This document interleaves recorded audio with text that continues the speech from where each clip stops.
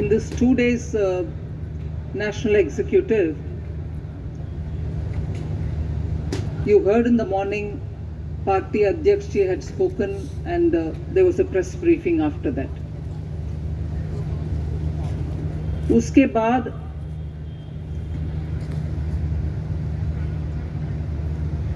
चार स्टेट्स का उनके अपने अपने पार्टी एक्टिविटीज को कैसे प्रोग्रेस हो रहा है उधर, उसके ब्रीफिंग हुआ. त्रिपुरा, नागालैंड, मेघालय, कर्नाटका, इन स्टेट्स का हमारे स्टेट पार्टी अध्यक्ष और कर्नाटका के चीफ मिनिस्टर, कर्नाटका के अध्यक्ष के साथ, और त्रिपुरा के चीफ मिनिस्टर, त्रिपुरा के पार्टी अध्यक्ष के साथ रिपोर्ट किए. 4 स्टेट से त्रिपुरा जहां चीफ मिनिस्टर और पार्टी लीडर, कर्नाटका जहां चीफ मिनिस्टर और पार्टी प्रेसिडेंट, और नागालैंड और मेघालय, चारों का स्टेट्स का रिपोर्टिंग हुआ. उसके बाद टी ब्रेक के साथ आधा पौना घंटे के बाद जब दोबारा सब मिले, पॉलिटिकल रेसोल्यूशन का चर्चा शुरू हुआ. मतलब पॉलिटिकल रेसोल्यूशन का प्रस्तावना किरण रिजिजू जो लॉ मिनिस्टर हैं वो प्रस्तावना रखे, और उसको अनुमोदन करने के लिए deputy chief minister of Uttar Pradesh Keshav Prasad Maurya ji उसका अनुमोदन किए. साथ में दूसरे अनुमोदन भी हुआ deputy chief minister of Karnataka Govind Karjol ji, वो भी. सो एक प्रस्ताव किरण रिजिजू के द्वारा पॉलिटिकल रेसोल्यूशन, और उसका अनुमोदन करने के लिए 2 डिप्टी चीफ मिनिस्टर्स, एक उत्तर प्रदेश का deputy chief minister Keshav Prasad Maurya जी और दूसरा गोविंद करजोल जो डिप्टी चीफ मिनिस्टर कर्नाटका. इस प्रस्ताव में एक बहुत अहम मुद्दा, एक्चुअली 9 मुद्दा डिटेल चर्चा हुआ ऑन 9 डिफरेंट इश्यूज. डिटेल चर्चा हुआ, मतलब प्रस्तावना रखने वाला मंत्री किरण रिजिजू जी ही उसको डिटेल में उसके ऊपर बात की है 9 अंश को लेकर के. उसमें सबसे पहला मैं आपके सामने रखना चाहती हूं कि कैसे भारत के विपक्ष में बीजेपी और मुख्यतः प्रधानमंत्री जी के खिलाफ नेगेटिव कैंपेन करना, और उसमें एकदम हल्के भाषा में या अब्यूसिव लैंग्वेज के साथ, नेगेटिव टोन के साथ प्रधानमंत्री जी को व्यक्तिगत नीचे दिखाते हुए भाषा के साथ बार बार जो नेगेटिव कैंपेन होते रहा, उन सब में लीगली कोर्ट एक के बाद दूसरा करके सुप्रीम कोर्ट तक मामला हर एक बार गया, और सुप्रीम कोर्ट में हर एक बार उन 9 मुद्दे के ऊपर सुप्रीम कोर्ट के द्वारा नेगेटिव डिसीजन, मतलब ऑपोजिशन के खिलाफ डिसीजन जो हुआ, उससे ऑपोजिशन का कंप्लीट ये नेगेटिव कैंपेन को बार बार कोर्ट के द्वारा ऐसे जजमेंट के द्वारा उनको नकारते आए. ऑपोजिशन का नेगेटिव कैंपेन के ऊपर टीका टिप्पणी कोर्ट के द्वारा होते आए. क्रशिंग लीगल रिस्पॉन्स के द्वारा ऑपोजिशन को आज बेनकाब कर दिया, एक्सपोज कर दिया. वो 9 मुद्दे में सिर्फ आपको कोट कर रही हूं जहां नेगेटिव प्रधानमंत्री जी के खिलाफ व्यक्तिगत अब्यूसिव लैंग्वेज के द्वारा नेगेटिव कैंपेन जो ऑपोजिशन बुनियाद आरोप लगाकर चला, उन सब में हर एक में कोर्ट के सुप्रीम कोर्ट के द्वारा नकारते हुए ऑपोजिशन के टीका टिप्पणी हुआ है. पेगासस उस स्पाईवेयर के मामले में पीएम के खिलाफ नेगेटिव बातें बोलने के बावजूद इतने कोर्ट में बेस्ड ऑन एविडेंस जजमेंट सरकार के और प्रधानमंत्री के फेवर में आया, ऑपोजिशन का बेबुनियाद कैंपेन को नेगेटिव करवाया। सिमिलरली राफेल, ये एनफोर्समेंट डायरेक्टरेट द्वारा मनी लॉन्ड्रिंग का केसेस चलाना और एनफोर्समेंट डायरेक्टरेट के ऊपर ही केसेस लगवाना और उसके ऊपर प्रश्न चिन्ह उठाना, इन सब के ये तीसरी। फोर्थ, सेंट्रल विस्ता के ऊपर कितने टीका टिप्पणी करने वाले, बेबुनियाद आरोप करने वाले ऑपोजिशन को सुप्रीम कोर्ट तक मामला गया और उधर सटीक जवाब मिला। और इकोनॉमिक बेसिस के ऊपर रिजर्वेशंस, वो पांचवी, और छठी डीमोनेटाइजेशन। सो ऑपोजिशन हर बार पर्सनलाइज्ड कैंपेन और बेबुनियाद आरोप चलाते हुए आखिर जब मामला सुप्रीम कोर्ट तक गया, उनके बात साफ सुथरा हुआ। ये बात अच्छा विस्तार से प्रधानमंत्री जी का नीयत साफ है और उनके वर्चस्व ऐसे हैं, नॉन करप्ट लीडरशिप, देश के हित में काम करने वाले लीडरशिप, इसका एक बार अच्छा जिक्र हुआ और इसके ऊपर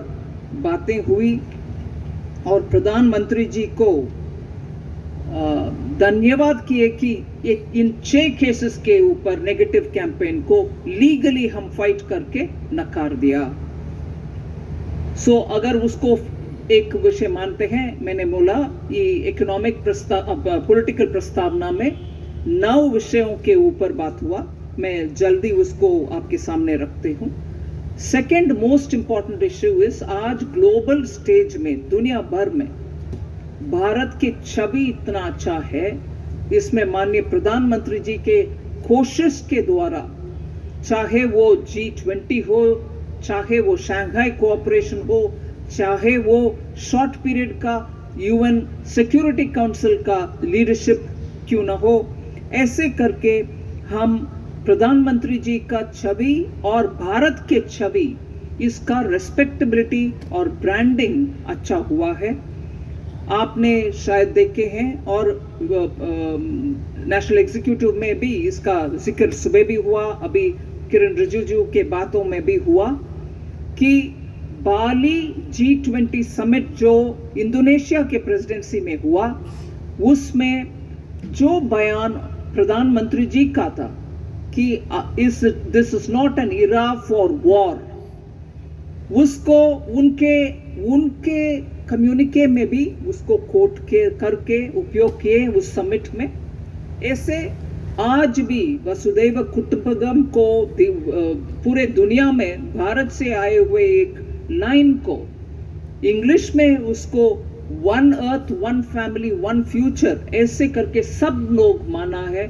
और UN रिफॉर्म्स के लिए जो बार बार प्रधानमंत्री जी बात करते हैं, इन सबको मान्यता अगर मिलता है, ये हमारे देश का प्रधानमंत्री जी का कोशिश के वजह से हुआ है। इसको नेशनल एग्जीक्यूटिव में पूरे रिकॉग्निशन मिले और प्रधानमंत्री जी को नेशनल एग्जीक्यूटिव इसके धन्यवाद कहते हुए उनको कंग्रेचुलेट भी किया। फिर विस्तार से गुजरात इलेक्शन का जीत के ऊपर अच्छा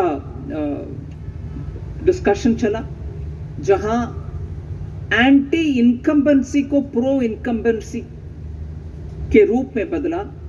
और 7वीं बार जीतना और वोट शेयर भी 50 से 53% तक जाना और SC क्षेत्र में, शेड्यूल कास्ट रिजर्व से क्षेत्र में 13 सीट्स में से 11 सीट जीतना। पिछले 2017 में 7 ही जीते हम, मगर अभी 11 में जीते हैं शेड्यूल कास्ट रिजर्व सीट्स में। और ट्राइबल सीट में 27 सीट्स में से 23 में हम जीत कर आए हैं और जीतकर बीजेपी आ गए, मगर सेकंड पोजीशन में आए, उनसे हम डबल सीट जीत करके आगे बढ़े। सो सामान्य जीत नहीं है, एकदम हिस्टोरिक जीत है। डेटा के अनुसार देखने के समय इसका महत्व हमें समझ में आता है। मुख्य शहरों में अहमदाबाद में 21 सीट्स में से 19 भारतीय जनता पार्टी जीतते हैं और सूरत में 16 के 16 बीजेपी सीट जीते हैं और वडोदरा में 10 से 9 सीट्स बीजेपी के ओर गए हैं। इसलिए ऐसे जीत हैं जिसको हिस्टोरिक मान सकते हैं और जहां हम जीते हैं मार्जिन 1 लाख के ऊपर बहुत सीटों में, 75,000 में बहुत सीटों में, ऐसे 30-40,000 के ऊपर ही मार्जिन रहा हर एक सीट में। सो गुजरात की इस जीत को इस प्रस्तावना के द्वारा और प्रस्तावना रखने वाले किरण रिजिजू भी, बाद में केशव प्रसाद मौर्य जी भी माने कि इसका इम्पैक्ट आने वाले सभी असेंबली सीट्स के ऊपर होगा और इसका इम्पैक्ट 2024 लोकसभा चुनाव के ऊपर भी होगा, क्योंकि इसके साथ 2 लोकसभा बाई इलेक्शन भी भारतीय जनता पार्टी ने जीता, वो जो आजमगढ़ और रामपुर में, और रामपुर में लोक असेंबली भी हमने जीत कर आए। इसीलिए गुजरात के प्रभाव जरूर आने वाले असेंबली में और आने वाले लोकसभा सीटों में भी असर पॉजिटिवली पड़ेगा। हाँ, इस प्रस्तावना में और सुबह के भाषण में भी हिमाचल में हमने जो रिवाज है उसको बदलना मुश्किल हुआ। वी कुडंट चेंज द रिवाज ऑफ एक पार्टी इस बार, अगले पार्टी दूसरे बार, उसको हम बदल नहीं पाए, मगर जीत और हार में डिफरेंस लेस देन 1% था। सो एकदम जीत तक पहुंचे मगर जीत नहीं पाए, लेस देन 1% मार्जिन ही था डिफरेंस जीतने वाले और हारने वाले, ये भी रिकग्निशन हुआ। फिर सुबह माननीय नड्डा जी के भाषण में भी ये जिक्र हुआ है, आने वाले हर असेंबली चुनाव जीत कर आना है, ये संकल्प बीजेपी कार्यकर्ता ने लेना है, ये भी इस प्रस्तावना में रखा गया है। और केशव प्रसाद मौर्य जी बात करने के समय ये बात बोले कि हर गांव और हर गरीब के पास जाने के समय उनको यही सुनने में आता है कि हाँ, हर एक प्रधानमंत्री जी का स्कीम हम तक पहुंच रही है, लाभार्थी हर जगह बात कर रहे हैं कि हमें मिला है, इसीलिए हमें मालूम है इस सरकार गरीब के लिए, उनके कल्याण के लिए काम करने वाले सरकार है। फिर काशी तमिल संगम के ऊपर अच्छा जिक्र हुआ। सिर्फ तमिल जो आए थे काशी में उनके ऊपर असर नहीं पड़ा, उत्तर प्रदेश में भी इस कार्यक्रम का असर पड़ा है। और जब काशी तमिल संगम के विषय बात करने के समय प्रधानमंत्री जी का आध्यात्मिक और सांस्कृतिक विरासत को बढ़ाने में उनका रोल कैसे कंसिस्टेंट रहा, हर एक विषय के उदाहरण लेते हुए बात बोला गया है, चाहे वो काशी तमिल संगम हो, काशी विश्वनाथ कॉरिडोर हो, अयोध्या सुप्रीम कोर्ट के डिसीजन के बाद, मगर उसमें भी तेजी से कैसे काम हो रहा है, और महाकालेश्वर उज्जैन में कैसे काम हो रहा है, और बुद्ध सर्किट कैसे उसका भी पुनरुत्थान हो रही है, और राम सर्किट का भी कैसे काम चल रही है। इन सब में से प्रधानमंत्री जी का कल्चरल एंड स्पिरिचुअल हमारे हेरिटेज को स्ट्रेंथन करने का उनके प्रयत्न के ऊपर भी बहुत अच्छा उनके ऊपर बधाई देने वाली बातें हुआ है। फिर ये हर घर तिरंगा वाले विषय में गए, उसमें भी टारगेट था 20 करोड़ तक तिरंगा लहराने के लिए, और एक्चुअली इसमें भाग लेने वाले बहुत सारे एमएसएमई सेक्टर्स बनाने के लिए, झंडा बनाने के लिए उनका कोऑपरेशन को अच्छा रिकग्नाइज किया है नेशनल एग्जीक्यूटिव में। और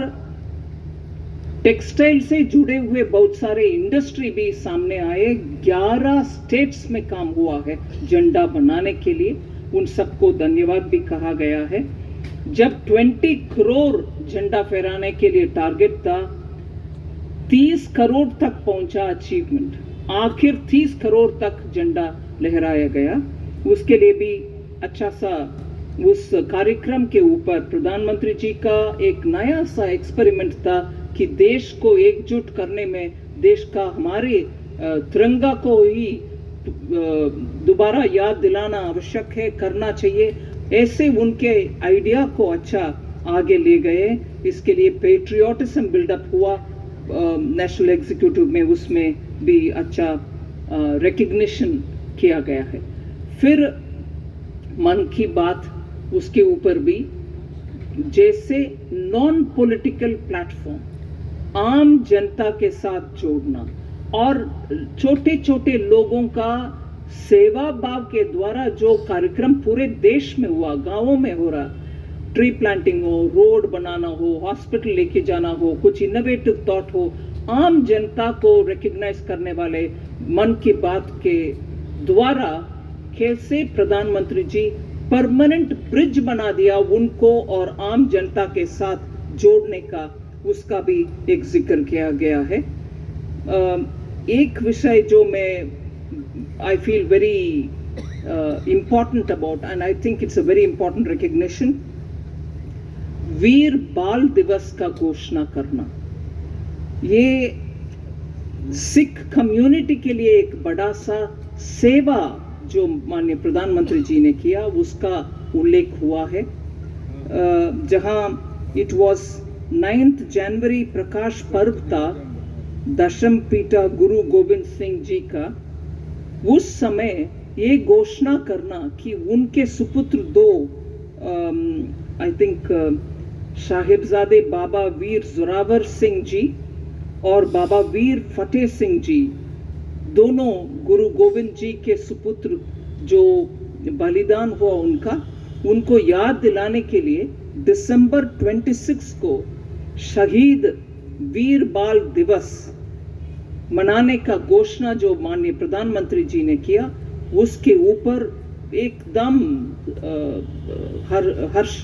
हैप्पीनेस व्यक्त हुआ और पूरे नेशनल एग्जीक्यूटिव में उसका बहुत ही अप्रिशिएट किए हैं।